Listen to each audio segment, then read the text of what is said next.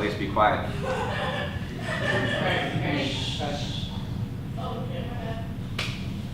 Anyway, ready? 3, 2, 1, go ahead and start. Okay, you didn't tell me. Anyway, I'm Jason Adams. I'm here representing Namana Studios, a small local indie game dev company, and we're going to tell you about our business. First, let's go over a little bit of our team. I'm Jason Adams, the CEO and CFO. I take care of most of the business end of things, whether it be HR stuff or finances. Kyla, our artist and secretary, she takes care of a lot of the note-taking that we do, keeping schedules in check, making sure we're meeting our deadlines on time, and she does some of the art for some of our games. Destin, he's one of our game developers. He does a lot for us. He goes into a lot of the mechanics of it and the mathematical side of the coding. Max Taylor, on the other hand, he works on the more game design end, making sure things look pretty and everything's functioning right. He messes a lot with the user's interface of things. And then Maximus, he's another artist. He also does a lot of the design work, and he's also writes a lot of the stories with myself, and just a fun person to be around. He also does some of the musical compositions that we eventually put into our games. So, as any company, we have to look at some sort of problem to solve. So one of the problems that plagues anything is low income having access to things, and low income not having access to good quality video games that may not be AAA, but are of a good storytelling variety. Most games that are free to play are either multiplayer based and require lots of online activity, lots of online internet access, or they require lots of transactions, or are pretty predatory with microtransactions nowadays. So our solution was, of course, creating small, condensed projects that people can take in and enjoy the story of this small game and be able to get a holistic experience out of it. Similar to reading a book or reading anything or taking in a film. It's just a condensed experience that someone can sit down and relax and enjoy, and we provide to them free of charge. So, competitive analysis of things. Of course, we are indirectly competing with every single gaming company there is. It's hard to avoid. We go into the marketplace and we have to compete with everyone. Some of the direct competition is Pixel Hour, which is a startup that's building a lot of family-friendly content. They do lean more towards mobile development, creating various small family games on there and things of that nature. Jam City is another mobile developer, and a lot of free things for gaming goes onto mobile, whereas we will be going on to PC with a lot of our bigger titles. So, how this business model will be functioning, what we need for our business is a culture, because we give everything for free. So how do we sustain ourselves? And that's going to be through our community, which we need to create the culture through our team. Our team will breed the culture that will allow people to be invited and be invested into us. The culture that forms will then eventually build into a community, as long as we are making sure to reach out and attract people. If we, of course, stay in a small little bubble, people won't come, but we will make sure to have that outreach. And with that community, you will have some who are more or less dedicated. Some of the more dedicated will eventually want to be able to support us to make sure that we can continue working on the projects that we want to and be able to work towards new goals. And it sounds weird because a lot of it is going to be working through donations.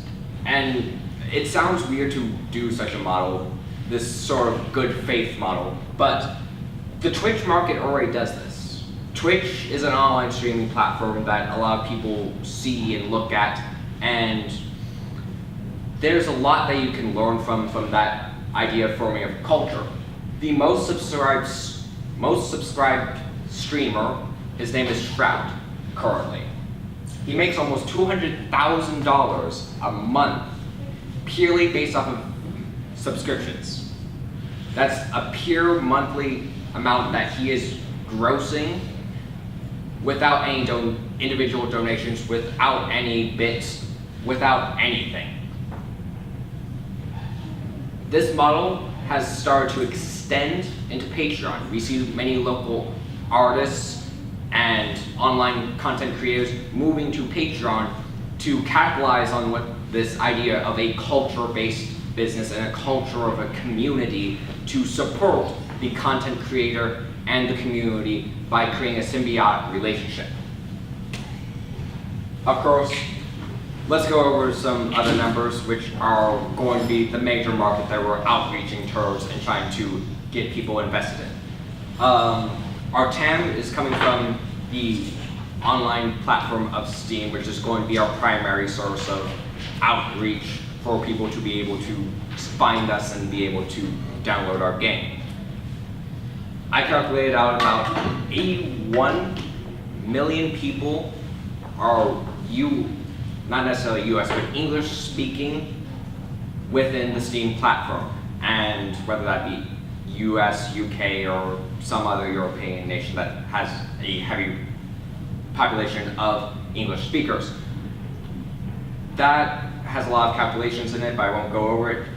The SAM itself, which is about 25 million, is going to be a lot of the condensed down users that are within the market that we're looking at, which is going to be, for some of our projects, going to be more strategy game, turn-based game focused, as well as a bit more condensed down into those types of genres, with also a heavy emphasis on those that enjoy story-based games. Then we break down into our market share, and Steam is a very crowded website, so our market share from Steam is going to be fairly small, but it can grow pretty quickly if we just get the right amount of traction. If we hit that one good sweet spot and people start downloading, then that number could shoot up immensely and become popular. I doubt we would become the new Stardew, but it's something that could eventually happen. And also we plan to throw games everywhere, whether it be on itch.io, Amazon, some pirating sites, because we're free anyway, might as well let them be able to pirate without any viruses.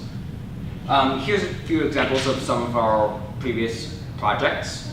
We have Chibi Clicker here, which is a small little clicker game. It was mostly a demo of seeing what we could do in a limited amount of time. We developed this in a couple of weeks, and we had like a Halloween theme going on because it was Halloween during the time when we were developing it. And it was just a small little project that we wanted to be able to get out there and go out. And it's not currently up right now. We're working on an update to make it a more fleshed out game, and then we'll put it back onto the Google Play Store as well as the Apple Store. And then we also have Project Howl, which is in the works, which is going to be a JRPG focusing in on a lot of the story aspects. It's going to have a dark fantasy and adventure feel, and it's targeted towards people our age, since it's easier to write for ourselves and to those that might enjoy it as well. So that's what we are currently trying to do within our sphere. So since we're a relatively small company and there's not really much that we need in terms of capital funds, we just need to be able to take the time. If you could develop a time machine for us or a time dilator and allow us to have 300 hours in a day, that would be amazing, but I don't think we can get that. So just giving us a shout out or following our social media is what we really need. We need to be able to start building that community up, so that way when we start posting games and throwing them out there, people will start to be able to grab on and become part of the community and let it grow and develop. So being able to get a little bit of feedback and shout outs that way would be appreciated. And that is all for today. Any questions and feedback or things of that nature?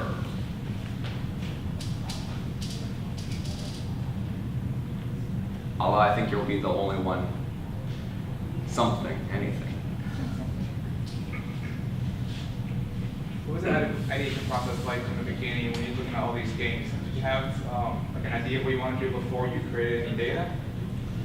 For when we were looking at it, are you talking about like how we were coming up with the data with the TAM and SAM and stuff?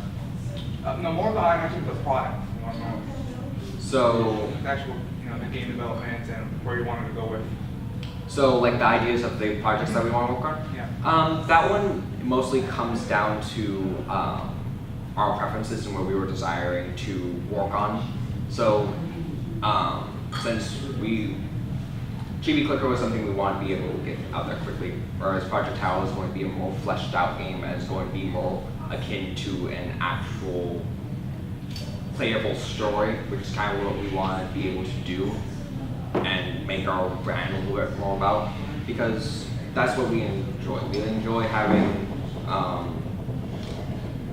me and Maximus talk about a lot, but we enjoy a lot of JRPGs and things of that nature where it's long running stories. So we're thinking about having this Project Tower be one game, but instead of just being one big game, just be a series of games that builds on the story over time, and that's what creates this kind of world that we've built. And you can discover and learn things about it as you go along in these kind of bite-sized chunks. Think of it kind of similar to how Telltale breaks up their games within like episodes and seasons, but not necessarily with as much divergences as Telltale has, because we are a smaller story. And if I remember in the beginning earlier in the year, you said you guys were back then getting donations. Is that still something you're looking at, or have you guys made other ways to make money?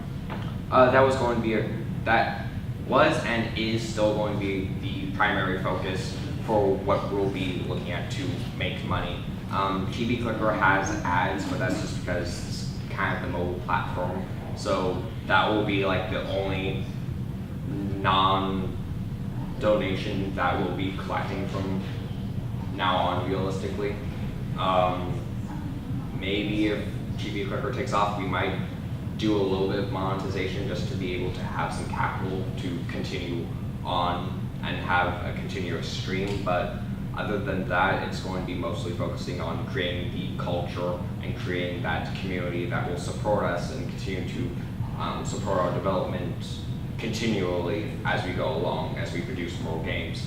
So they give us the monthly donations, so we try and make games that since they're on a smaller scale, on a relatively quick time frame of maybe every 1 or 2 months, have like a good game out there and build on that.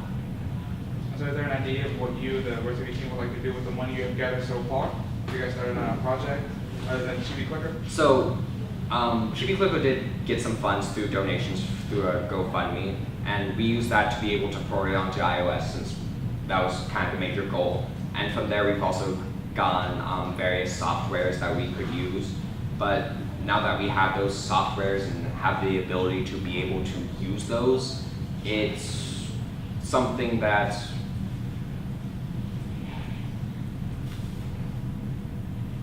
a large amount of funds will get us someplace quickly, but this isn't something that's going to happen overnight with the ideas that we have. It's going to be something that we need to have a slow burn and build up, because the last thing we want is to have this huge flash and then to die away quickly.